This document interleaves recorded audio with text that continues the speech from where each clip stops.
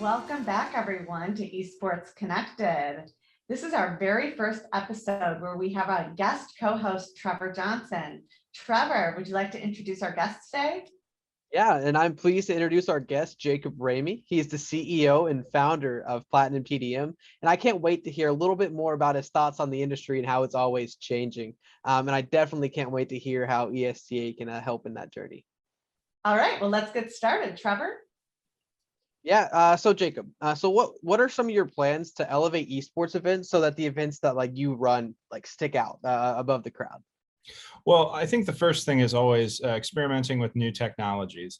It really comes down to how engaging we want to be with audience members. And I think the future of entertainment in general has a lot to do with the esports market. So finding ways that using old techniques with theater, bringing in new technologies, and really letting the audience kind of build their own adventure experience is a great way to keep people engaged, keep people coming back. And when you engage and they keep coming back, it allows you to be more productive on social media to get more views from more people. So it's kind of feeds into one another, that the more engagement and retention you get, the more presence you'll get. And then more people will be talking about the new technologies that you're bringing forward. Tell us a little bit about old theater and new technology. Yeah, I mean, people have a desire to be in person, in space with people. So finding ways to match that experience, whether it be AR, VR, extended reality, due to the pandemic and due to the change in our event structures, we're seeing new and innovative ways to engage and really bring people in.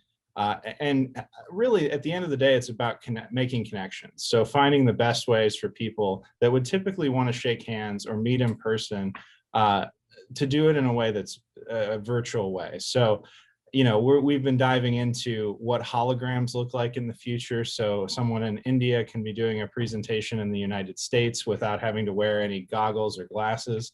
LED wall technology to make I think everyone's familiar with The Mandalorian at this point. So being able to put any background that is camera ready and immerse people in the esports world, you know, having gaming going on around the person that's on stage. The opportunities are endless when it comes to the technologies. And a lot of the experience people don't think about is, you know, contact. For example, shaking hands. There's gloves now that vibrate or have pressure sensors so that people can shake hands remotely. Interesting things like that that are more than just visual, more than just audio. It's tactile, it smells, it's you know, feelings. So it's when you talk about the old theater styles, you know, there was emotion meant to be driven from each show. So when we talk about experiences and events, it's really from start to finish. It's the engagement from the very first invitation all the way through to the next event that's going to happen, right? You're leaving them with an amazing experience so that they talk about it and they want to come back for more. Yeah, and you touched a lot on retention there, but let's look a little bit more about the specifics as to how we're going to engage them. You mentioned holograms and being fully immersed kind of in the experience. What are specific ways that we could do that or see that come to fruition? Well, there are a lot of tricks of the trade. For example, right now we're, you know, on a Zoom platform where we're a floating head. That's become commonplace. So simple things like having a camera that does a full body shot or multiple camera shots are ways to keep people engaged. The other big way is how the audience participates in the event. So we've used several platforms, and there's some really great ones out there. Borja Virtual is a partner client of ours that does a lot of great work. There's GamerJive, which is a 3D immersion platform, very much like gaming, but has a meeting component in it as well. New technologies really pique people's interests, and then using, like I said, different camera shots, different angles. But the big thing is how people decide to engage, whether it's commenting, whether it's they might come up on stage. We have often said in some of our events, be ready. You might get pulled up on stage just like in a live event. So you need to be engaged. You need to be paying attention. It can't just be a Zoom call behind your windows that you're listening to, because I may say, hey, Trevor, you're going to come up on stage with our MC and he's going to ask you a few questions. That kind of surprise, builds your own adventure, really allows people to feel like they're a part of, and it keeps them on their toes. So the more on their toes there are, the higher the retention is. The standard is about a 20% fall off in the first hour when it comes to Zoom. When you start looking at different platforms, different means of engagement, different tools to engage, simple things like sending a care package where they need to drink coffee together at the same time, so they're experiencing touch, smell, taste.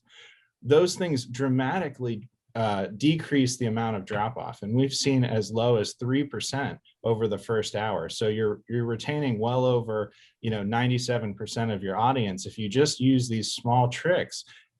And I say tricks, they're just really experiences that people want to be involved in and come back for more. Thank you, Jacob. Can you tell us a little bit more about Platinum TDM and what you do?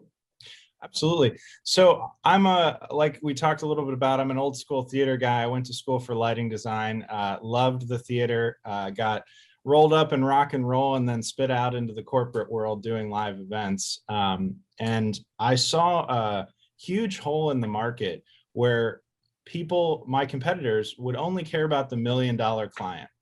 And I saw a competitive advantage to say, there's plenty of $10,000, $100,000 clients that really need that same level of service, and they really want someone to care about their message and cause. So fast forward, I'm a live event company. I'm growing, doing great things, pandemic, right? We were very fortunate to have a client that had an office in Wuhan that said, maybe you should invest in the virtual market. There might be some problems. So we did their global virtual event.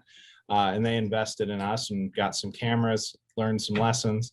And then it really became, how do we stand out and how are we going to survive the pandemic? And we actually flourished in it because we started, talking to people for free and consulting. Here's how we would do it. Here's what our suggestions are. So people gained a level of trust with us.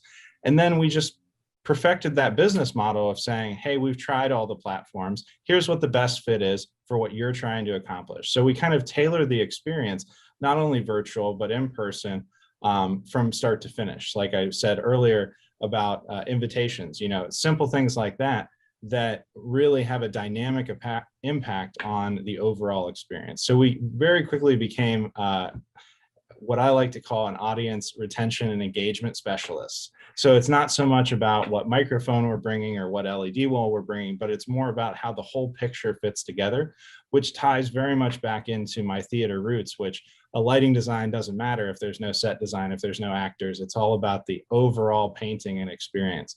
So my company has particularly specialized in advancement of technology and really focusing on not just the client's experience, but the audience experience, the end user's experience. One thing that's really interesting to me is you're almost talking about bringing that like in person. You're like combining theater with movie magic, which I think sounds awesome. Can you talk more, just a little bit more about that transition? Like you said, you're all about live events, and then everyone saw that pivot. Can you talk a little bit more about that experience, or maybe some of those lessons that you learned? Yeah, absolutely. I mean, there was just an overwhelming fear from a lot of our clients about people being bored on their laptops. So how do you find the answer to that? And I think it is when you have the expertise in exciting live events, how you make the small screen of a laptop feel like they're sitting in an auditorium and they're rocking out to a concert. It's about bringing in as much experiential as you can, in my opinion. But also understanding what platforms do what. So nothing turns people off more than not being able to figure out how to do something. That's why Zoom is so prevalent. It's easy to use. So when you're talking about an event, you need to think about your barrier of entry. So there are services like GamerJibe that for a young gamer who is more in your market, excellent software, because everyone in that market knows that ASDW is up, down, left, right in the gaming world on a PC, right? But if you have 60, 70-year-old VPs of sales that are not familiar with that, it's not the right fit. So you've got to find a software with a low enough barrier of entry that everyone has a good experience, because frustration already sets you back. If they don't like what they're doing as soon as they log on, you've lost the battle. So identifying your clear market is a part of our consultation, which is who's going to come to this event and what do you want them to experience. It really changes how you look at an event, because a lot of producers and event managers make events, frankly, with their egos. What do they want to see? How cool would it be if they did this? With virtual, you have to tailor it almost like a movie premiere of who's this movie going to really, engage with. Is it a melodrama? Is it a love comedy? Like there's plenty of good examples in the world, but in this case, it's, sometimes it's who's on the sales executive team. Who are these type of people? Are they teenagers or 18 and up that have a real strong gaming background? Or are they old money executives that are going to be frustrated as soon as they turn on the computer? Now, there are some situations where there's a no-win, right? There are some people that are just not going to understand the technology. But as it's becoming more user-friendly and more available for consumers, the production stuff gets easier for people to understand and manage. And I think that's the one thing, if anything, that came out of the pandemic that it was a positive, because it was all very negative. The positive is new technologies are becoming easier to access for everyone. It's not so specialized. You need experts like me to help cut through all the noise of all of the new products and new softwares that come out every other day. Most of them are V-meets with new skin slapped on it. There's nothing truly innovative about majority of the new stuff that comes out, but every now and then there's a gem. And we as an industry, especially in the esports industry, have to stay up to the next level of technology. And I'll use the example of the Fortnite concert that was not hugely well received, but it was a very interesting innovation. And I think as we've talked about, that's really where the future of entertainment is going to go, because of, like I said, that build your own adventure activity where you get to decide how you experience the content with a live element as well. I just resonate so much with what you said. Last night, I sat down 6:30 and went to go on a Clubhouse and just put my feet up. And before I knew it, within 5 minutes, I was on stage talking about whatever their topic was. It was about what's your brand? And I found myself on my feet, wide awake and engaged, and they did their job. And they did it without video. They did it without, there are ways to engage and get people interested. It's about understanding your audience. It's about understanding your content, and it's understanding how to break into the market with that discussion. People by nature love to talk about what they're interested in. And if you give them a platform to do it, it comes into that audience management a little bit, because you don't want just everyone out on stage. But bringing people from the audience is a very, very interesting way, like I said earlier, to keep people engaged. And I liked how Clubhouse did it. What I saw was the microphone, and it said, they're inviting you to come on. And I thought, oh geez, this wasn't what I wanted to do. I wanted to tone down and relax and have an experience, not be the experience. But I was really glad I did it. And we're launching our first Clubhouse lunch tomorrow. So it was really impactful for me to be able to make a contribution last night to even better set the tone for our Esports Trade Association's Clubhouse tomorrow. Well, I mean, and how easy was it, right? That's that barrier of entry that we're talking about, that the more attainable it is, the more the audience will grow quickly. So when you talk about video games and you talk about the esports arena, it's becoming more and more commonplace for all generations to play or to get involved in the esports world. That is a great thing for events, because now we can leverage higher end technologies that are more user friendly. And I think that example is a great one of, you should be on every form of media you can. You should try different events on different versions of media, like Clubhouse, which is a totally different experience than a Facebook Live. It's that differentiation that's going to keep people from putting you in the background, right? That's the goal at the end of the day for any virtual event, or really even any live event. We want them in the room, engaged and active in what they're doing. You don't want them out in the lobby eating snacks. You don't want them working on an email or doing something else while they're on screen. You want them engaged, and you want them to have a different or new experience. So there's a little bit of a pivot with this question here, but I'm a really big esports guy. I'm around it, working it, a little bit of everything. So what's one of the coolest things that you've seen, like whether it be like a league, an esports league, do to kind of pivot with these virtual events that we're seeing? I've seen a lot of great work in the immersion of live event, hybrid event model. I've seen a rounded LED wall where there's an MC who's talking about each gamer that's on the wall, and showing, it feels like they're standing in the combat zone. Let's say it's Call of Duty. I think it was Call of Duty or something like that, where it looks like the MC is in the battlefield with them, and then it takes over the screen so you can watch what's going on. But that back and forth, like I said, it's a simple video switch, but it really, like, putting them in the elements there makes people like, whoa, I'm watching this, right? Especially in tournaments where it looks like they're moving into the tournament and talking about what's going on behind them, and then you get the pan over of the gamer that's actually playing at their station. I think from a video production standpoint and an immersion standpoint, very interesting. Like it's very, very capturing stuff. And I think there's a lot of behind the scenes that you get in that's very interesting to non-gamers as well. Like, how are they doing that? This is so cool. So that, I think I hope that answered the question, that there's just been some phenomenal work with video walls, different camera angles, and full immersion like that to make people feel like they're there. I could not agree more. I think my example goes to Call of Duty too. You don't know this about me, big Call of Duty guy. But like in their league and stuff, even as much like what a green screen can do, just to help elevate that production, I think is really cool to me. And I just from your examples, it sounds like a great thing. Yeah, and with LED wall technology now, the green screen was a great solution for a certain amount of time, but without perfect lighting, you see, just like now with my blur, you see some imperfections.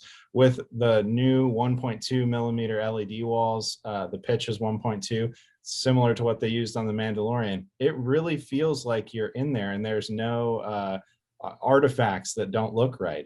You're genuinely there, and that's I think that's going to become more and more commonplace, and then we're going to have to push to holograms or AR, because it'll be the new thing. It'll be like the Zoom, where it's just continued to use. Then we're going to have to really get people into virtual reality or do something crazy to get people fully invested. It's always going to push the needle forward in events. I think esports is a driver of that, and will continue to be, because gaming technology is all about experience and immersion. That's what we're trying to accomplish with events. So there's a natural back and forth between those things. I really appreciate your expertise and your boutique mission to help people where they are. And an example I'll give is very early in April, I created a Zoom Sunday brunch last year. And it was a little frustrating for some, and then a little exciting for others. But I was having these Sunday virtual Zooms, and people thought many people thought it was very advanced, and many people thought it might be boring. But at the end of the day, COVID did bring us together virtually. Nothing will ever replace the in-person handshake. I love the hybrid. I love that we're here and we've come such a long way in 1 year. Trevor was saying earlier, he has no problem sending a tweet to the president of any company, but there's nothing like handing them a business card. That's and right. It sounds like, when it comes to experiences, you're the guy. And I'm so glad you joined the association. Can you tell us a little bit why? And where you had me was your theater background. That is like no one that I've talked to about events has that whole theater view. Yeah, I mean, I watch a lot of gaming stuff on Facebook, and I think Facebook's always listening, not to be, it's just a fact of the world. And they started putting more and more esports. Now, I'm a pretty casual gamer. My wife and I like to kill each other at Call of Duty regularly. It works out any sort of argument or tension that may happen. But your stuff kept popping up. So I saw that you were relevant on social media. And then LinkedIn, again, I think everybody's listening on the social media world. It just kept popping up. All right, I got to find out what this is. I connected with you, and then more and more, like I said, I think the future of events has a lot to do with the esports industry, because I think the technology and gaming has continued to push how the technology works in events. Everything from projection screens, right? People used to play games on projection screens. The displays that we look at on video gamings, they added to LED technology. I think it's always pushing the needle forward. And to see an organization that's recognizing that and bringing businesses together that are invested in the esports arena and acknowledging that it is really, like I say, pushing the needle forward, that's a huge value, because that means people are looking at the next level of technology. So when I talk to them about the tech that's coming out, they don't go cross-eyed and like, I don't know what that is. It's more of, how do we implement that and how do we make it cost effective to continue to develop a great experience for everyone? I don't think I could agree more with you there. Like I said, big esports guy, still in school, and I've started dabbling in production. So it's great to hear about like all of these advancements and stuff that are being made in the industry. But this one may be a little bit harder. What's your aside? I mean, you mentioned holograms and stuff like that, but what's like the next big thing that you think is going to come out before the end of the year? I think that arguably full body immersion, meaning like a suit that takes impact or vibrates or absorbs. I think we already have wearable glasses that can do VR. I think they're going to get slimmer. I think they're going to get more like glasses and less like binoculars. And I think that there's going to be, have you seen, I presume you've seen Player One. I think that's what the movie's called. I think we're very close to a similar technology in the virtual reality space. And I could talk about a whole tangent we did with a neuroscience group that treated PTSD and some phobias with these immersion suits and immersion technology. But I think with every new technology, it comes out at the high dollar value. Then it gets down to the event or more professional level. There's like the highest professional, and then it becomes consumer grade. I think we're very close to the professional, so that we're going to see how that immersion works with Microsoft and with those groups, and then it'll become more consumer ready. I think over the next year, maybe a little bit more. That's just my perspective. Take it for what it is. I've seen the stuff. I think it's cool. I think enough people are sitting at home and wanting this pandemic to be over. So they're like, let's find new technologies that, gets me off the couch. And another great example of that, innovative wise, Pokemon Go, right? Huge, crazy thing that happened. Dogs are exhausted because you're walking them too often because you got to catch the Pokemon. I think there are ways with new technologies similarly to get people to be as active as that in the esports market. I was just going to mention that. What are we doing for our burnout, Zoom burnout? Because exactly what happened last night to me was I was sitting down to not be on Zoom. It's the only reason why I joined the Clubhouse. And there I was on my feet, engaged. And it did the opposite. It actually woke me up, and then I had a hard time winding back down to go to bed. So what about Zoom burnout? Because it is real, and I feel it here and there myself. Well, I think it's mixing old with the new. I love phone calls. I think it's a dying art. I like talking on the phone. It's a different experience. It's a different engagement, just like Clubhouse is a different engagement to Zoom.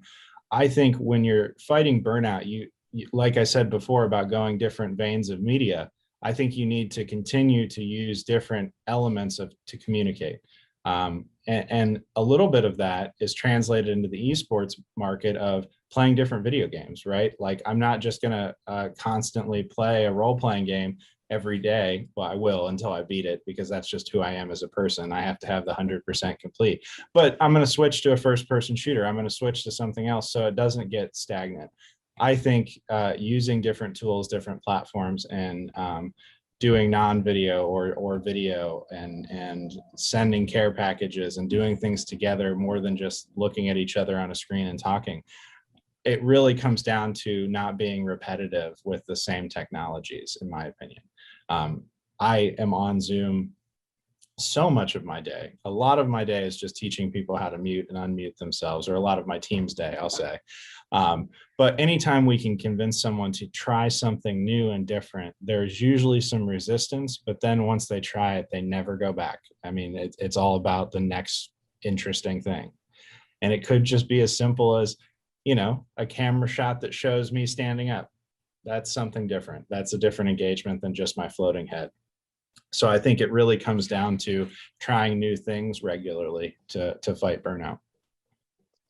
Well, Jacob, I think I can say that we've both learned a lot. Megan and I have learned so much about everything that you do, and it's been great to hear and to have some more insight kind of in some of these advances. Do you have any final parting words for anyone, any advice when it comes to virtual events?